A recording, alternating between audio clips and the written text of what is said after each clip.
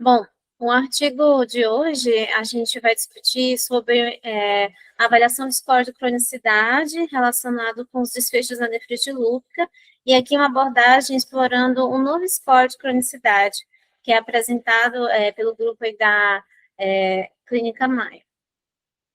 Então, de forma introdutória, a nefrite lúpica é uma das apresentações mais graves do lúpus, né, com aumento em até 6 vezes na mortalidade comparado com pessoas sem lúpus. Uma em cada 10 evolui para doença renal crônica estágio 5 em 10 anos.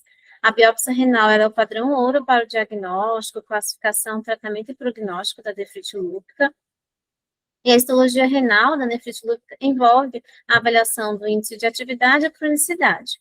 O artigo está explorando aí basicamente o de cronicidade, que é o que a gente vai focar mais.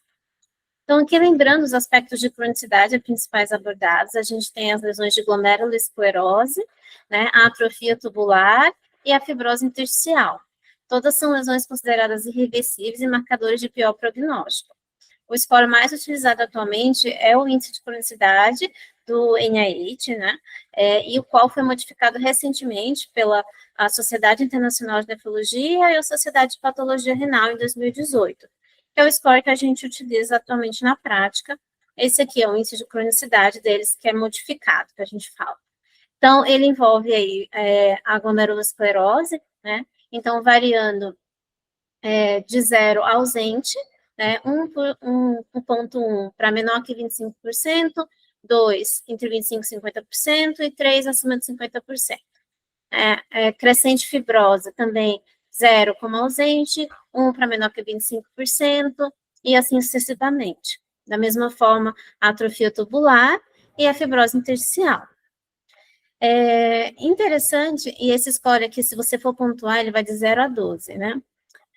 Recentemente, até um colega da Reumato veio me perguntar que ele veio uma descrição do patologista falando que a biópsia tinha uma atrofia tubular mínima e que foi pontuada como 1.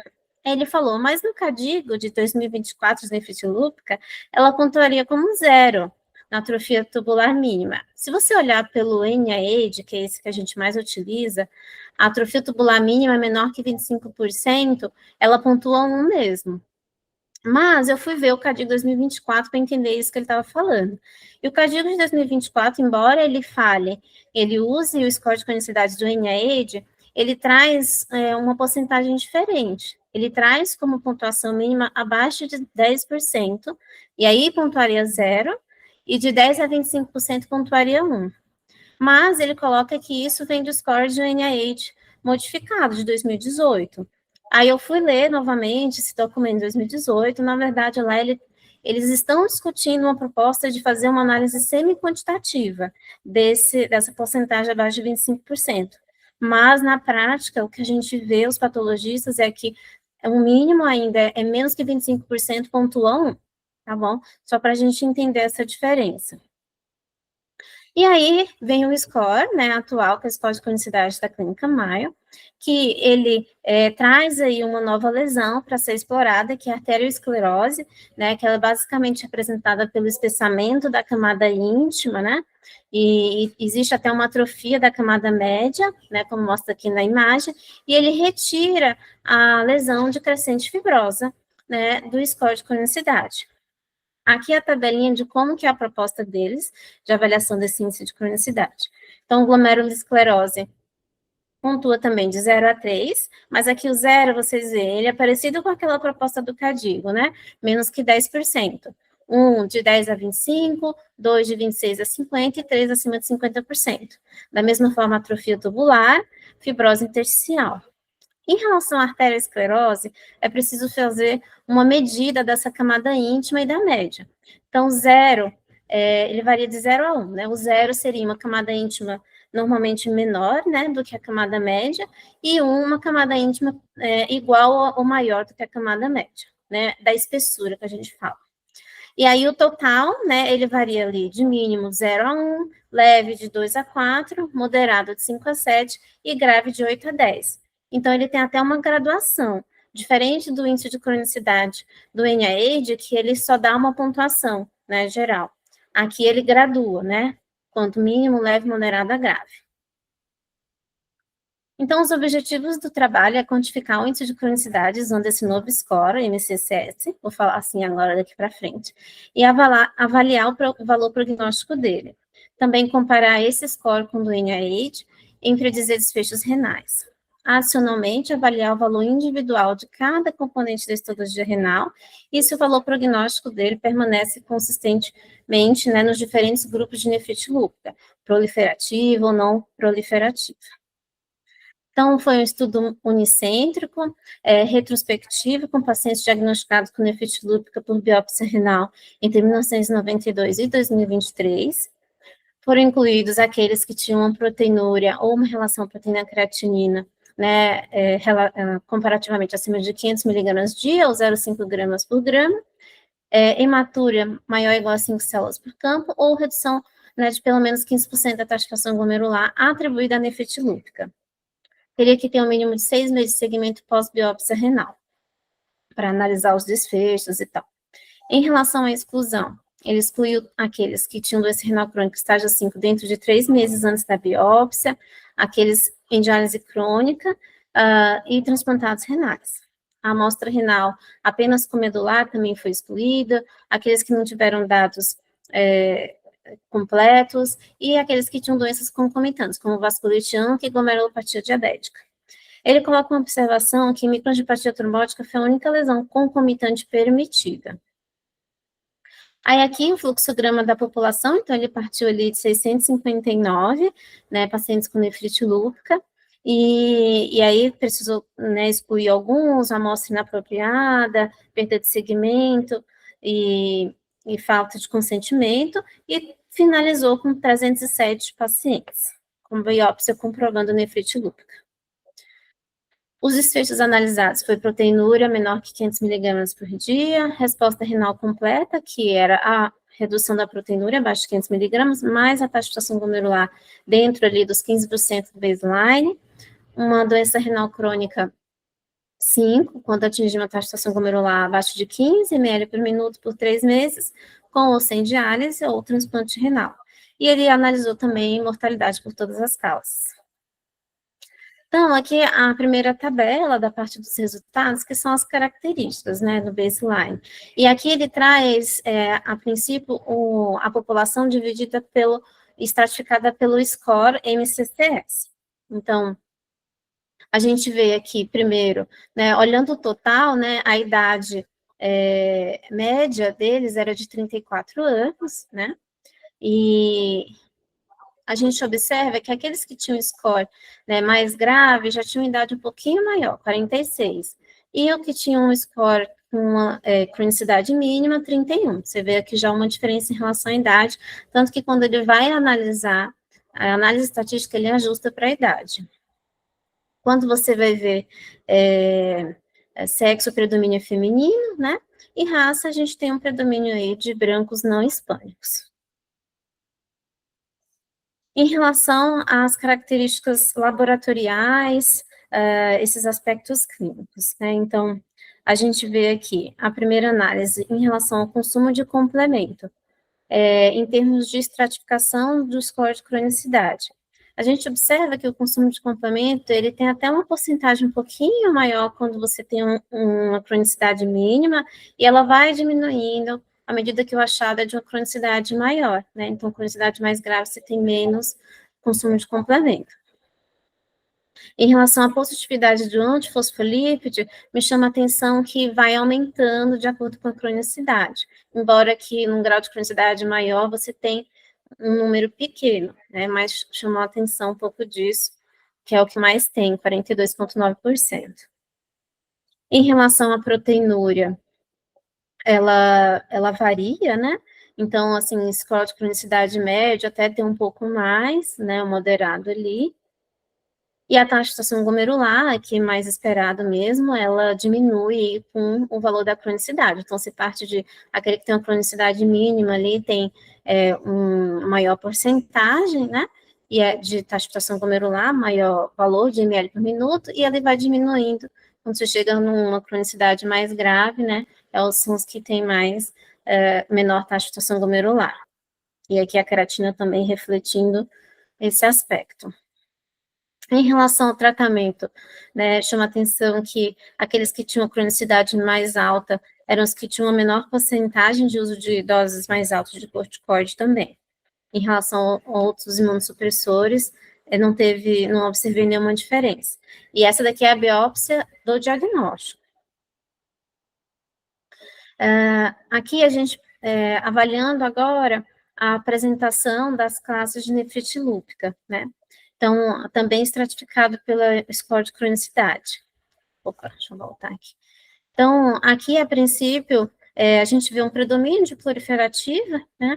Mas não tem grande diferença em relação ao score de cronicidade, tá? Mesangial tem pouco, as proliferativas são as que têm mais. Em todos os scores, a porcentagem é semelhante. Só, claro, que no sexto, que é o esclerosante, vai ter mais lesões crônicas mesmo, que tem poucos pacientes, mas é esperado que tivesse mais lesões crônicas. Em relação aqui, de forma já comparativa, incluindo o score também do NIH, a gente consegue ver que eles apresentam uma certa semelhança, né, de achados. Então, o índice de cronicidade do NIH e o da Clínica Mayo, né, eles têm uma mediana semelhante em relação aos achados de lesões que ele coloca: glomerulosclerose, fibrose intersticial, atrofia tubular, arteriosclerose, crescente fibrose. Então, vocês veem aqui, por exemplo, a glomerulosclerose, aqueles que tinham um grau de 2 a 3 de glomerulosclerose, então iam aumentando em cronicidade na estratificação do MCCS, que é o esperado mesmo. E o score de fibrose também, a gente vê essa porcentagem aumentando, atrofia tubular, da mesma forma, a crescente fibrosa, acho que não tá, agora foi. A crescente fibrosa chama atenção que ela não discriminou, né? Então, diferente de todas as outras, glomerulosclerose, fibrose intersticial, atrofia tubular, e até a arteriosclerose, que foi a lesão nova que ele incluiu, a crescente fibrosa, ela não discrimina, ela não tem essa diferença. Então, ela está presente na mínima, na moderada e leve, e até aqui na grave nem aparece, né, quando você tem muito mais crescente fibrosa. Então, de todas as lesões incluídas como crônicas, a crescente fibrosa foi a que menos trouxe correlação com esse parâmetro.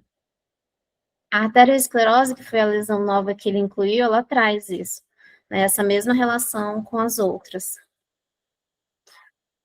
De 307 pacientes, desses 129 de 277, 46%, eles atingiram a resposta, né, de proteinúria abaixo de 500 miligramas em um ano. Então, só ali menos que a metade. 118 de 277 atingiram resposta completa em um ano também, né, menos que a metade. E durante todo o segmento, 33, que correspondia a 10,7%, morreram, e 60, que correspondia a quase 20%, progrediram para DRC em estágio 5. Quando a gente vai ver a relação dos índices de cronicidade com desfechos, a gente encontra que existe uma correlação da idade, então se vê a idade, quanto maior acréscimo de idade em 10 anos de acréscimo, você vê uma redução de progressão, né, de redução de atingir a taxa de remissão, né, de proteinúria abaixo de 500 miligramas, você vê que 0,6, então, e também uma redução de atingir a remissão completa. Em relação à doença renal em estágio final, não teve diferença estatística, e morte também não. Quando a gente vai olhar o índice de cronicidade, pelo NIH, a cada acréscimo de um ponto, a gente vê uma correlação com redução de atingir remissão de proteinúria, com redução em atingir resposta completa e com aumento de doença renal em estágio final de forma significativa. Também não tem diferença em relação à morte. Quando a gente vai ver o score de cronicidade pelo MCCS, essa mesma correlação é encontrada. Então, a cada aumento de cronicidade pelo score, você tem uma redução em atingir a resposta da proteinúria, a resposta completa clínica, e tem um aumento da taxa de evolução para a doença renal em estágio final. E olha, quando você vê a graduação que ele traz nesse score, aqueles que tinham um score grave, de 8 a 10 de pontuação, né, eles tinham 23, né, vezes de evoluir para doença renal em estágio final, comparado com aqueles que tinham um score de cronicidade mínimo, de 0 e 1. E a cronicidade, quando você adiciona ela nos parâmetros clínicos, ela pode nos trazer melhor essa predição de desfecho? Foi um outro dado que eles procuraram. Então, eles compararam um modelo clínico apenas, que você avalia a idade, proteinúria, taxa de filtração glomerular, e um modelo clínico associado ao score de cronicidade. E sim, a gente observa que esse cálculo que ele faz do índice, ele, com o modelo clínico apenas 0,65, você incrementa, né, para 0,71 em todas elas, todos os parâmetros, para remissão de proteinúria, para resposta completa, para doença renal estágio final, e para morte, você incrementa um pouco esse valor. Então, adicionar o índice de cronicidade com os parâmetros clínicos te ajuda, sim, a predizer evolução para desfechos ruins, a nefrite lúpica. E aqui ele traz até uma outra análise, que ele compara esse benefício equilibrado, vamos dizer assim, é como se fosse uma análise de uma balança de benefício, custo-benefício, algo assim que a gente fala. Se você for utilizar o modelo clínico, mais um modelo, utilizando o modelo clínico, mais o índice de cronicidade na biópsia. Então, aqui você tem as marcas de probabilidade de risco de evoluir em 5 anos para a doença renal em estágio final.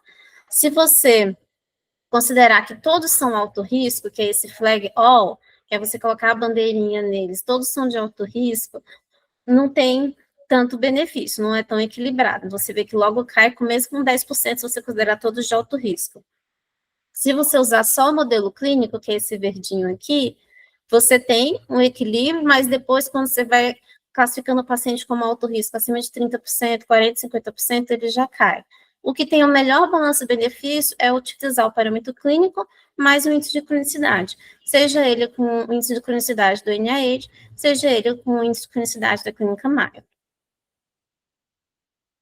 E os resultados, a gente avaliando a lesão histológica, ela prediz desfecho individualmente, se a gente for utilizar cada lesão individual, elas têm uma correlação separada, são fatores de risco independente para a progressão? Então, quando a gente vê aqui a análise univariada, todas essas, glomerulosclerose, a fibrose intersticial, a atrofia tubular, a arteriosclerose, elas têm uma correlação, né, com redução da resposta, né, tanto de proteinúria quanto resposta clínica, e elas têm uma correlação com evolução com doença renal em estágio final. Em relação à morte, não tem diferença estatística, você vê que inclui aqui o 1 nessas lesões. Agora, quando a gente vai, exceto aqui a fibrose crescente, que você vê que ela não tem uma correlação. Então, a crescente fibrosa, ela é a única que você não encontra. Então, você vê aqui, para redução de proteinúria, 0,88, mas inclui o 1, ou seja, não tem diferença estatística. Para resposta de remissão clínica, também aqui não tem diferença estatística. Para doença renal em estágio final também não. Diferente de todas as outras, elas têm uma resposta, uma correlação. Então, a glomerulosclerose, a IFTA e até a arteriosclerose. Quando você vai para análise multivariada, a única que sustenta de forma independente é a lesão de IFTA, né, de fibrose e atrofia. Todas as outras perdem, de certa forma, significância estatística, algumas até revertem. Uma explicação que ele fala, por exemplo, arteriosclerose, que na univariada tinha uma correlação e aqui ela até reverte, né, na análise multivariada. Ele explica que quando você ajusta nessa análise multivariada, ele ajusta para aqueles que tinham todas as lesões concomitantes. Então, essa lesão, arteriosclerose, ela anda junto com a glomerulosclerose. Né? Então, quando você ajusta, ela perde, né, esse poder estatístico de se correlacionar com esses desfechos. Aqui é só uma tabela suplementar que ele mostra essa mesma correlação quando você gradua, né, pelo score, grau 1, 2, 3, de leve, moderada, grave, você tem um comportamento parecido, a IFTA é a lesão que se sobrepõe, permanecendo fator de risco independente, mesmo com os ajustes. E a performance do índice de cronicidade, ela é consistente para todas as classes de nefrite lúpica. Então, aqui ele quis trazer, comparando aquelas que não eram proliferativas com as proliferativas, e também ele trouxe um dado que foi comparar aquelas que no momento da biópsia tinham taxa de fração glomerular menor que 60 e acima de 60. Então, a gente vê que o índice de cronicidade, tanto pelo NIH como pelo MCCS, né, a cada aumento dessa cronicidade, ele continua se correlacionando com esses desfechos ruins. Mesmo independente da taxa de filtração glomerular, na dimensão, no momento da biópsia, independente da classe da nefrite lúpica, se era proliferativa ou não proliferativa. Então, o índice de cronicidade, ele persiste de maneira consistente com esses desfechos. Então, sim. E aí, na discussão e na conclusão, né, então, ambos os scores, tanto o NIH como o MCCS, são preditores de redução de remissão de proteinúria e aumento da progressão para a doença renal crônica, reforçando serem marcadores de injúria crônica. A adição do score de cronicidade aos parâmetros clínicos, ela melhora a estratificação de risco para os desfechos renais. Glomerulosclerose, IFTA e arteriosclerose são preditores de eventos adversos renais, enquanto que a fibrose, né, a crescente fibrose, ela não é. E aqui ele traz uma discussão de por que provavelmente a crescente fibrosa não traz esse poder de predizer o desfecho, que provavelmente, como outros trabalhos mostram, ela é um contínuo de uma evolução da lesão crescêntica, né? E que tem até alguns trabalhos que fazem uma biópsia de doenças que tiveram crescentes fibrocelulares e que na evolução elas viraram crescente fibrosa. E aí, no estágio final, ainda em rebiópsias, o estágio final é uma glomerulosclerose. Mas, a princípio, a fibrose crescêntica em si, ela não representaria, pelo menos com esses dados, uma preditora de evento renal, de desfecho renal. E a IFTA permanece ali como uma lesão mais robusta e consistente, um fator de risco independente, né, em predizir desfecho renal, e isso a gente vê em outros trabalhos, em outras glomerulopatias. O valor prognóstico de ambos os scores, ele permanece consistente em todos os subgrupos histológicos, então, como a gente viu, tanto não proliferativa quanto proliferativa. E apesar das diferenças, o NIH e o MCCS demonstram performance semelhante. Então, aqui nessa tabela, ele até mostra, né, que a comparação entre os resultados do grau de cronicidade, a performance deles são semelhantes. Nenhum dos dois scores esteve associado com mortalidade por todas as causas. E nefrite lúpica, ele sugere que ambos podem ser utilizados, vendo essa semelhança, né, na performance.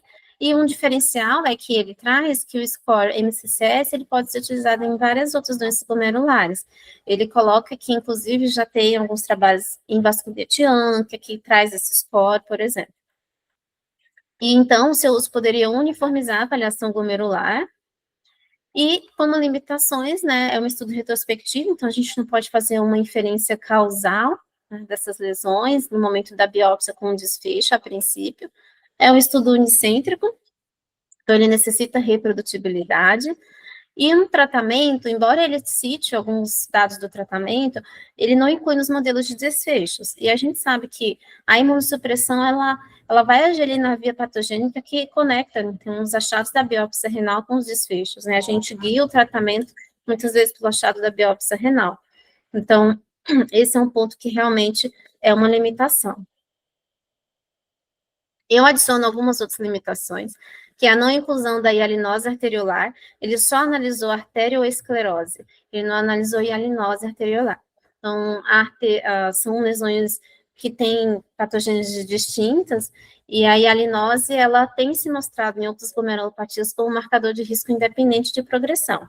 A arteriosclerose, realmente, ela anda junto com a glomerulosclerose, ela pode, em outras doenças, ela está associada com um pior desfecho mesmo com graus mais leves de proteinúria, mas a hialinose é um fator independente. Então, isso ele não trouxe esse dado, e eu faço até alguns questionamentos, porque a hialinose, por exemplo, a hiperplásica, é uma lesão que está presente na microangiopatia trombótica, que, aliás, ele diz que foi permitida, só que ele não menciona essa lesão nos dados, né, aqueles que tiveram microangiopatia trombótica, como que foi, e que a gente tem até um trabalho daqui, que a doutora Cris participou e tudo, de nefrite lúpica, né, com microangiopatia trombótica, que é o marcador, né, de pior prognóstico.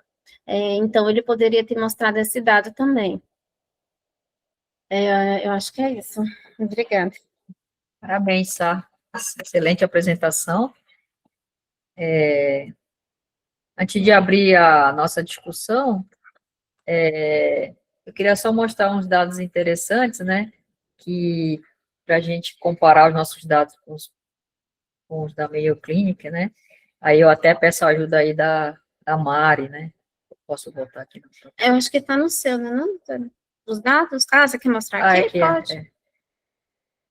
Começar aqui com os dados de resposta, né, que tem uma hora que ele fala aqui de resposta, foi o primeiro ou foi depois? Acho que foi depois, né? Sim, esse Resposta, aqui. é esse aqui, né? Não, resposta ao tratamento.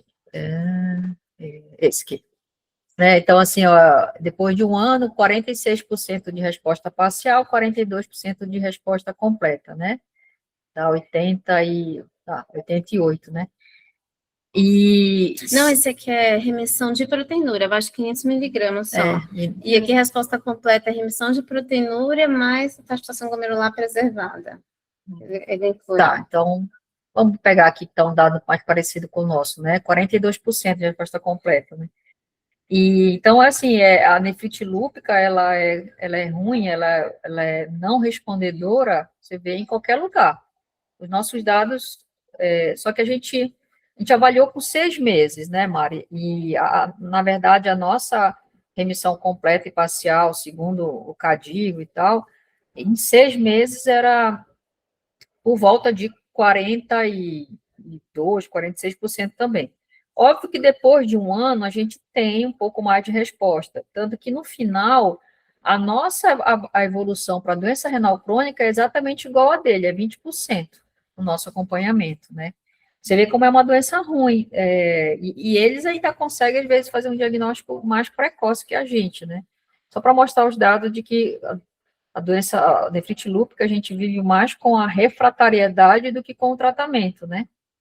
Então, quando a gente tem resposta, não é na maioria dos casos, né? Só para, não tem nada a ver com o trabalho, né? Mas, assim, só para mostrar aí. Fala, Mari, você que está mais por dentro aí.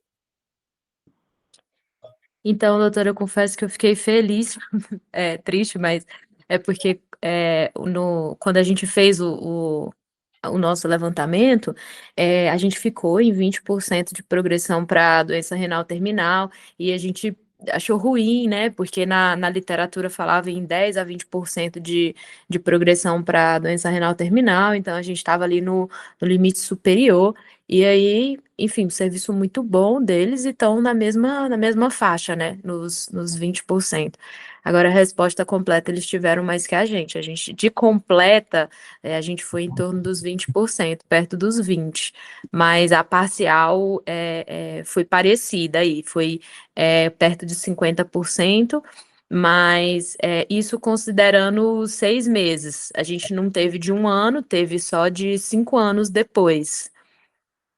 Que aí já tem mais questão de perda de dados, já tem o paciente que morre, que acaba saindo, então o nosso dado é um pouco antes do que eles colocaram.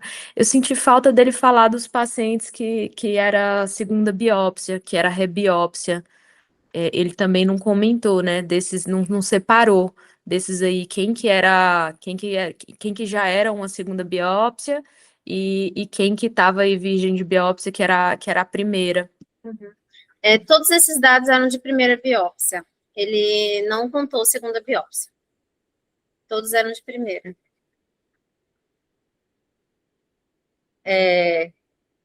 então, antes de eu continuar também, mais alguma coisa, vocês querem comentar mais alguma outra coisa? Mari, você quer comentar mais alguma outra coisa que você viu da aula?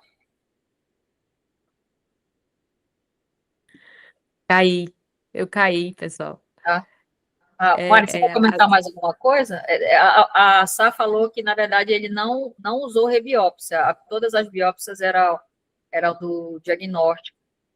então tá. É porque eu até li o texto antes também, mas eu não tinha pego esse dado, não. Obrigada, Sabrine. Mais algum comentário, Mari? Não, em relação ao que a senhora falou Não, mas dos. do restante do trabalho, você quer comentar? Ah, não. Não, não. É realmente o que eu tinha parado para pensar, realmente tinha sido da questão da rebiópsia e da progressão que era parecido com a nossa. No mais, eu fico feliz foi um comportamento parecido com o do NIH, mas eu acho que a gente já fica feliz de pelo menos ter incluído alguma coisa, algum parâmetro de vaso, né?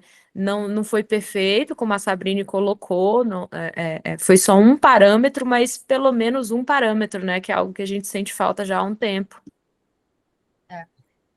Eu queria comentar essa tabela aqui. É pena que a Letícia não pôde entrar, mas a Letícia, não sei se, Mari, você vai lembrar na tua qualificação, a Letícia sempre falava assim, no índice de cronicidade, o que é pior, a cronicidade glomerular ou a cronicidade tubulointersticial? Você lembra disso, Mari?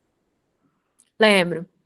Pois é, aí no nosso trabalho a gente não conseguiu, né, responder, né?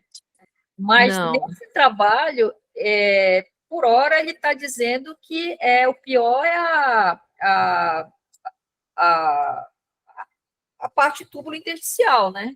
Está falando aí que é pior, né? Você tem menos remissão parcial, completa e maior ida para diálise, na análise multivariada, né? Então, assim, ele está meio que respondendo isso. Eu acho que a questão do vaso foi o que a Sá falou. Assim, um pouco lamentável ele não ter visto esses outros parâmetros, microangiopatia trombótica, outros dados, porque às vezes quem está olhando esse trabalho fala assim, tá vendo? Não vale a pena pôr lesão vascular nos critérios de cronicidade de lúpus, ou não vale a pena avaliar vaso, né? Eu acho que aí deu um tiro no nosso pé a isso daí. Eu acho que precisava ter avaliado melhor, talvez com cuidado, presença de mate mesmo, etc., né? Que aqui a nossa casuística é de 17%, é bastante, né? Então, eu acho que, infelizmente, é um trabalho bonito, assim, na prática para a gente, mas na parte de vaso, acho que ele deu um tiro na gente, né? Quer comentar? Nossa, eu estava pensando exatamente isso, doutora Cris. Jana? Deve ter dado um baita trabalho. E eu, meu Deus, fizeram tudo isso para fazer um score que, assim, dá na mesma com o NIH, né? Foi uma pena, porque a gente tem brigado, né, tanto na IgA quanto na lupus, a gente tem brigado para entrar lesão de vaso e, não sei, acho que talvez faltou uma análise mais grave, né? E quando você analisa, assim, em termos de... Você não consegue separar do tratamento, né? Quem que respondeu ao tratamento, se foi interferência do tratamento ou não. E se a gente pensar, a arteriosclerose, ela é uma lesão também presente na hipertensão, que é muito comum nesses casos, né? Ele excluiu o diabetes, mas ele não excluiu os hipertensos. Então, se a gente pensar que é uma lesão que está presente ali, associada, né, à hipertensão em si, né? Então, ela não vai estar diretamente ligada à glomerulopatia, diferente de a hialinose arteriolar, que tem um componente, uma conexão maior com o glomérulo, né, principalmente as arteríolas ali pré-glomerulares, e a microangiopatia trombótica. Então, foi o que senti falta aí. Eu acho que a questão também da crescente fibroblástica, realmente é isso, no final vira glomerulosclerose, né? Então, ela é separada, né? Até porque no lúpus, porque não conta a quantidade, né? No lúpus não é uma doença rapidamente progressiva, etc., né? Quer dizer, normalmente no lúpus você não espera, né? Mais de 50% de crescente no glomérulo. Então, acho que realmente ela fica como glomerulosclerose, talvez não tenha sentido mesmo separar da glomerulosclerose, né? Ela vai pontuar né, presente ou ausente, talvez de 0 a 3, não sei se alguém põe uma pontuação maior, não sei, mas realmente tem lógica, né? Ele cita outros trabalhos que tiveram uma correlação, né? Mas, ao mesmo tempo, outros dois não tiveram. Então, ainda fica na dúvida se realmente você considera ou não uma lesão de injúria crônica, né? Ou só um estado evolutivo de uma crescente. Alguém quer comentar mais sobre o trabalho? Bom, então, mais uma vez, parabéns por ter até trazido a comparação, né, do ENAE, de CADIGO e tudo, para a gente relembrar. E eu acho que nessa linha eu vou ver um trabalho da doutora Bagema, que ela fez em Vasco Litianca, de repente, para a gente apresentar a próxima semana, tá bom? Bom. Então, bom final de Acho que semana. sou eu, próxima semana. Sá, parabéns, viu? Nath, então já te mando já, porque eu sei que você precisa do final de semana. Tá bom? É isso, não, beleza. Chefe, dá uma olhadinha no que eu te mandei no e-mail também, por favor. Eu já vi, vou olhar com Já viu? carinho. Beleza, combinado. Na próxima. Gente, bom final de semana. Tchau, pessoal. Tchau, tchau. Parabéns, Tchau, Sabrine. tchau. Tchau, gente. Tchau. É só-